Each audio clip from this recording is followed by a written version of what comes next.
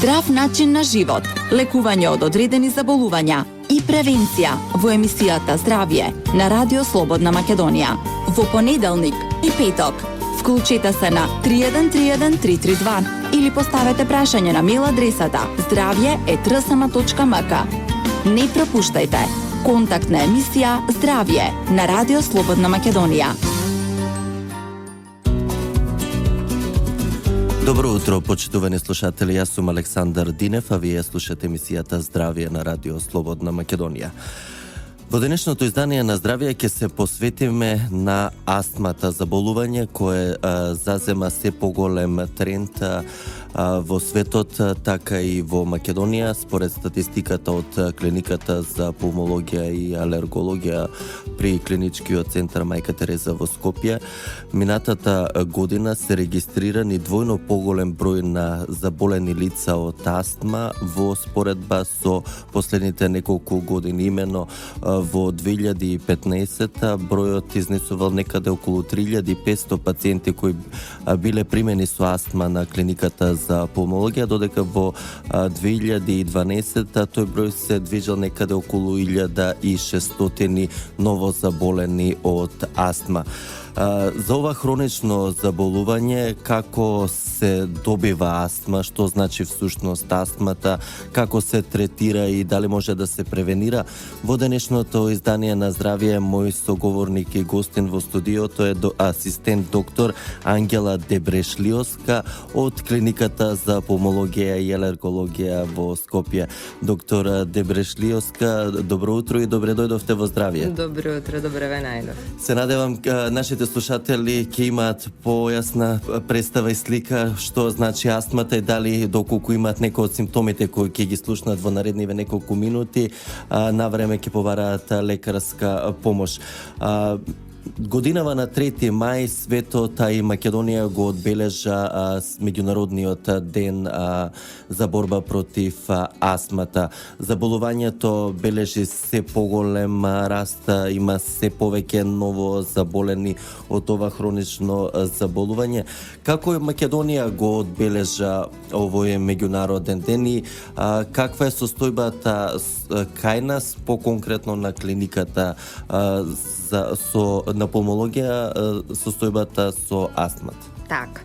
Значи, Светската иницијатива за борба против астмата, тоа е меѓународно здружение кое што се занимава со оваа проблематика, почнувајќи од 98-та година па наваму, секој прв вторник во месец мај го обележува како Светски ден за борба против астма. Зошто тоа го правиме така јавно и транспарентно? За да ја запознаеме јавноста со природата на ова заболување, за да ја зголемиме свесноста за ова заболување, на тој начин како на заболените, така на нивните семејства и на пошироката јавност им нудиме информации што се однесуваат на дијагнозата, на терапијата и на превенцијата за ова заболување. Светскиот ден против астмата во принцип се обележува со прво на професионално ниво, значи стручни состаноци на кои што ние дискутираме кои мерки би можеле да ги преземеме за подобрување на медицинската грижа на таа тема. Понатаму организираме предавања и работилници со пошироката јавност. Организираме бесплатни спирометриски тестирања, кои што е една од основните дијагностички методи за дијагноза на ова заболување. Минатата година организиравме символична трка и така натаму, значи во основа работиме и на професионално ниво и помеѓу јавноста, ве користиме и вас медиумите како средства за јавно информирање, да го проширите гласот за астмата и на крај да ја пренесете конечната порака која што беше и мото на овогодинешниот ден, дека астмата може да се контролира. Значи ти можеш да ја контролираш твојата астма, беше мотото оваа година. Так, може навистина да се контролира и да се живее со астма, ќе слушнеме во понатамошниот тек од емисијата, но на почетокот сакам да објасните на слушателите што е всушност астмата. Да, велиме дека астмата е хронично воспаление на дишните патишта. Значи тоа е едно долготрајно воспаление на патиштата кои што го пренесуваат воздухот од надворешната средина до белите дробови. Тоа воспаление е потикнато генерално од комбинација од генетски фактори со тригери или иританси од надворешната средина. Тоа воспаление прави оток внатре на слузницата, прави продукција на слуз, стеснување на дишните патишта и на тој начин го спречува нормалниот проток на воздух. Значи, тука лежи основата на астмата, тоа стеснување на дишните патишта, оневозможување на протокот на воздух и појава на астматичните симптоми, од кои што главни се отежнатото дишење, свирењето во градите и кашлицата со продукција на жилав, беличаст слуз. Значи, тоа лежи во основата на астматичното воспаление. Тоа воспаление ги прави дишните патишта да бидат осетливи, многу осетливи, значи хиперреактивни на различни агенси од надворешната средина. Овие агенси ние ги нарекуваме тригери. Овде влегуваат алергените, значи прво во домашната средина, домашната прашина, понатаму животните, значи влакната од животни, мувлите и така натаму, алергените од надворешната средина, значи поленот. Понатаму овде влегува загадувањето на воздухот, значи сите честички кои што го загадуваат воздухот влегуваат во иританси, чадот од цигарите, независно дали го примате како активен пушач или како пасивен пушач, значи од луѓето кои што пушат околу вас, иританси на работното место, хемиски пари, гасови, издувните гасови од возилата, значи сето тоа се тригери од надворешната средина и овде уште би ги додала и стресот како тригер, емоционалниот стрес, физичкиот напор како стрес кој што не смееме да го заборавиме. Значи, кај лицата кои што имаат астма, дишните патишта се поосетливи на овие надворешни иританси и кога ќе дојдат во контакт со нив, тие реагираат со стеснување на дишните патишта, значи спазам и веќе споменатите симптоми. Така, значи, овие причини доведуваат до астма кои ги споменавме сите, но би ве прашал во контекст на причините, дали и вие се согласувате со вашите колеги дека аерозагадувањето е всушност една од главните причини за зголемениот број на болни од астма и во Република Македонија. Така, значи, тоа е факт со кој што мораме да се согласиме, бидејќи податоците дека преваленцата, значи појавата на астма расте на светско ниво, дека е заболување на индустриализираните земји, дека настанува, се зголемува во подрачјата кои што се урбанизирани и така натаму, значи мораме да се сложиме со податокот дека урбанизацијата, индустриализацијата, понатаму загадениот воздух, аерозагадувањето, престојот во внатрешна средина, бидејќи порано децата растале надвор и на улица, сега растеме внатре во игротеки со многу внатрешни полутанти, значи тоа се фактори кои што влијаат на се почестото појавување на ова заболување. Овде би додала уште еден момент на кој што може да се должи зголемената преваленца на астмата, а тоа е што како мали сме помалку изложени на инфекции во однос на, да речеме, нашите предци, и тоа го прави нашиот имунитет малку поосетлив, односно посклон кон алергии. Тоа е едната работа. И уште еден момент кој што не смееме да го запоставиме е дека имаме повеќе астма поради тоа што повеќе диагностицираме. Така, значи, како се диагностицира всушност астмата? Како се открива ова хронично заболување? Значи вака, и јас би се обратила до слушателите, значи кога би ги имале симптомите, како што се? Сува кашлица, која што е повремена. Значи, многу специфично во симптоматологијата на астмата е што симптомите се вариабилни, значи се јавуваат епизодно и после тоа комплетно исчезнуваат и се реверзибилни, значи се повлекуваат. Повторно се враќаат. Точно така. Пациент со астма има периоди кога е сосем здрав и нормален и многу кратко после тоа може да има сериозен астматичен напад. Значи, вариабилност и реверзибилност се основни одлики. Значи, таа кашлица која што доаѓа и си оди и се интензивира во раните утрински часови. Тоа е едната работа. Свирењето во градите, визингот кој што доаѓа од стеснетите дишни патишта, значи тоа кај тешки напади е чујно, значи се слуша кога ќе влезете од врата. И отежнатото дишење, чувство како менѓеме, стегање во градите, значи при појава на некои од овие симптоми, пациентот треба да се јави на лекар. Што ние ќе направиме во однос на дијагнозата? Значи, една од дијагностичките процедури е спирометријата. Практично го мериме протокот на воздух низ дишните патишта. Ако постои обструкција на тој проток на воздух, овде имаме ние параметри по кои што одлучуваме, и ако потврдиме реверзибилност, значи и тоа е клучно, реверзибилност во таа обструкција, тогаш поставуваме дијагноза на астма. Така, бидејќи астмата е хронично заболување кое се добива еднаш и се носи и се живее со него цел живот. Мотото, како што споменавте и вие, е како да ја контролираме астмата, како всушност понатаму, откако ќе се дијагностицира, се контролира и се третира ова хронично заболување. Така, значи после поставувањето спирометриска на дијагнозата, овде ни помагаат алерготестирањата, бидејќи многу често астмата се јавува кај лица кои што се алергични на некои од овие споменати алергени. Правиме, значи, рентген за да исклучиме друго заболување. И откако кај пациентот понекогаш е потребно време, значи следење на пациентот во неколку месеци за да видиме дали ќе покаже реверзибилност, значи таа обструкција. Откако конечно поставуваме дијагноза на астма, постојат две групи на медикаменти, на лекови кои што се даваат. Во едната група се реливерите, односно олеснувачите. Тие се даваат во момент на напад за да направат проширување на дишните патишта и моментално да му е олеснат состојбата на пациентот, а во другата група се контролерите, значи тие го контролираат тоа воспаление кое што го споменав и не дозволуваат така понатамошно влошување.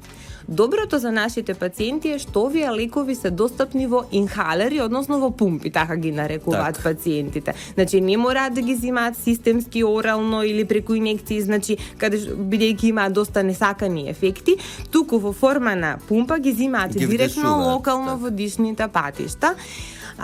За тоа, во однос на терапијата, значи ние мораме да формираме многу близок и партнерски однос со нашите пациенти. Значи на прво место е едукацијата на пациентот. Значи им ја укажуваме важноста од редовното земање на терапијата. Знаете, тие понекогаш пумпите ги сметаат за не ги сваќаат доволно сериозно како што ги сваќаат таблетките. Значи да им укажеме дека земањето на пумпата или не е исто како земање на таблетка или не. Апче против притисок би се изразил. Точно така. Значи, партнерски однос, пациентот мора да има доверба во својот доктор, редовно да ја зема терапијата и со тоа да ја држи астмата под контрола. Доктор Дебрешлиоска, тука ќе направиме кратка пауза и ќе се вратиме и се уште со нови информации на тема астма по рекламите. Почитувани слушатели, јас сум Александар Динев, а вие ја слушате емисијата Здравје на Радио Слободна Македонија. Во денешното издание на Здравје зборуваме за астмата, хронично заболување кое зема се поголем замав и во Република Македонија и во светски рамки. На оваа тема мој соговорник и гостин во студиото на Радио Слободна Македонија, асистент доктор Ангела Дебрешлиоска од клиниката за пулмологија и алергологија. Доктор Дебрешлиоска, стигнавме до терапијата. Што значи всушност со редовна терапија може не живот без симптоми? Како може да се постигне ова? Тоа е нашата тераписка цел, значи живот без симптоми. Знаете дека многу јавни личности и уште поинтересно професионални спортисти боледуваат од астма. Дейвид Бекам, например. Так. Значи, со редовна контрола на болеста, со навремено и секојдневно земање на лековите. Астмата не може да се излечи, таа е long life заболување, но може да се контролира до степен да се живее квалитетен живот. Значи од астма боледуваат и спортисти кои што достигнуваат олимписки рекорди. Так. Затоа од основно значење е достапноста на терапијата.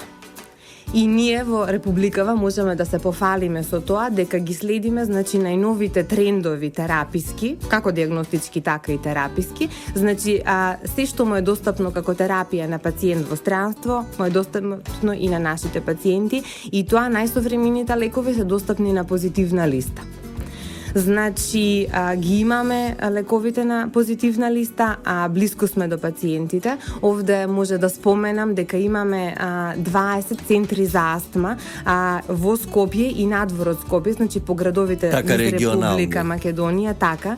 А со центрите за астма ние практично се доближуваме до пациентите, значи им ја правиме медицинската грижа и нега многу подостапна. Секој центар располага со обучен интернист или пулмолог, обучена медицинска сестра, значи тоа е тим кој што е тука да постави диагноза, да ординира терапија и да врши едукација и да му биде на пациентот практично при рака за сите негови потреби. Така, и порано би отишол на лекар пациент всушност со овие центри од Ресен во Битола отколку да дојде во Скопје на клиника. Така е. Затоа особена важност тоа што достапноста на медицинската грижа за пациентите во случајот е голема и исто така и современата терапија е достапна. Така, дури и статистиката говори во контекст на ова што го споменавте, дека последните 30 години во Македонија не е регистриран смртен случај од астма, што навистина доста позитивно. Се надеваме така и дека ќе остане, дека и понатаму македонските пациенти ќе имаат достапност до современа светска терапија. Така е, тоа е комплимент за медицинските професионалци во оваа област во последните 30 години, а Македонија има трет во светот национален консензус за лекување, за диагноза и терапија на овие хронични обструктивни белодробни болести, така да тие се имаат заложено да практично го подобрат животот на нашите пациенти со навремена диагноза, редовна терапија и едукација во однос на превенцијата. Која возраст обично страда од астма? Има ли некоја ризична возрастна категорија на граѓани? Вака, астмата ги напаѓа сите возрастни категории. Се смета дека предоминантна популација е младата популација, односно скоро половина од астматичните пациенти имаат симптоми уште како деца. Меѓутоа се дефинира и ентитет late onset астма, значи доцна појава на астма, кој што е почест кај жени, се почесто се појавува, а се јавува кај лица во подоцнежните години. Така да можам да кажам, да сумирам дека астмата ги напаѓа сите возрастни категории, а поосетливи на надворешните тригери се најмладите и највозрастните лица, само поради тоа што кај едните имунитетот се уште не е доволно созреан, а кај други имунитетот слабе е. Меѓутоа, треба да се знае дека особено ова до родителите кои што имаат дечиња, кои што често боледуваат од настинки, имаат честа појава на ова свирење во градите и така натаму. Значи не секој овој бронхит со визинг, со свирење е астма, меѓутоа честа појава на овие симптоми, свирење во градите, чести настинки може да биде почеток на астма и тие треба да ги однесат своите дечиња кај медицински професионалец. Диагнозата на астма кај дечињата се поставува малку поспецифично, таа може и да се ревидира во текот на годините, може во пубертетот состојбата да се промени диагнозата и терапијата да бидат тргнати. Меѓутоа, многу е важно да кажам дека лекувана астма може да живее пациентот без симптоми, додека кај нелекувана астма имаме многу голем морбидитет, ремоделирање на дишните патишта и може да биде и смртоносна. Многу голем број компликации за други заболувања. Доктор Дебрешлиовска, на самиот крај од емисијата, како да превенираме, односно да спречиме да дојде до појава на астма? Вака сега, бидејќи астмата реков дека е комбинација од генетика плюс фактори на околината, на генетиката за сега не можеме да влијаеме, можеме да се заштитиме од факторите на околината. Значи, кај лицата кои што не се диагностицирани со астма, а се алергични и осетливи на надворешните тригери, значи престој во на чист воздух и на чиста средина секогаш кога може да се побегне од градските гушви.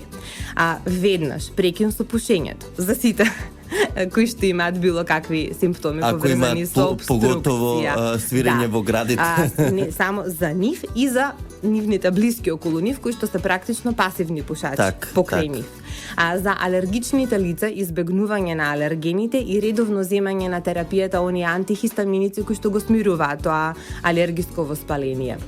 Понатаму здравиот начин на живот и диетата, значи исхраната влијае многу, а постојат студии кои што ги поврзуваат и дебелината кај децата со појавата на астма. Значи исто така здрав живот, да се внимава на исхраната и избегнување на тригерите, таа експозициона профилакса. Значи секој астма си има свој тригер, секој пациент си има фактор кој што му делува и ги иритира астматичните напади. Значи избегнување на загадувањето на воздухот, алергените, здрав начин на живот би било нешто како превенција, а за пациентите кои што се веќе диагностицирани, значи редовно земање на терапијата, а редовна посета, значи од 1 до 6 месеци, повеќе од 6 месеци не поминуваат да се гледаат со својот лекар и да си имаат еден активен астма план во кој што ќе знаат како да ја земаат терапијата, ќе знаат како да постапат при нагло влошување, при акутен напад, додека да стигнат до првото место кај што ќе им се пружи медицинска помош. И на тој начин ќе имаат живот без симптоми, односно ќе ја контролираат астмата. Доктор Дебреш Лиоска, ви благодарам за одвоеното време, за гостувањето и за споделените драгоцени совети околу астмата со нашите слушатели. Фала ви вам. Ја се надеваме дека во некоја наредна прилика ќе зборуваме повторно не само за астмата, туку и за некои останати заболувања од пулмоалергологијата. Ви благодарам уште еднаш за гостувањето. Почитувани, тука и крајот на денешното издание на емисијата Здравје во продукција на Трговско радиодифузно друштво Радио Слободна Македонија. Уредник и водител на емисијата Александар Динев. Техничка реализација Дине Вучков. Денеска сме петок, 6 мај 2016 година. Ви благодарам за вниманието со кое не следевте. Ви закажувам повторна средба со здравје, здрава храна и здрав начин на живот во понеделник во 9 часот и 5 минути. Од мене до слушање, имајте убав викенд. Здрав начин на живот, лекување од одредени заболувања и превенција во емисијата Здравје на Радио Слободна Македонија. Во понеделник и петок. Вклучете се на 3131 332 или поставете прашање на мејл адресата zdravje@rsma.mk. Не пропуштајте контактна емисија Здравје на Радио Слободна Македонија.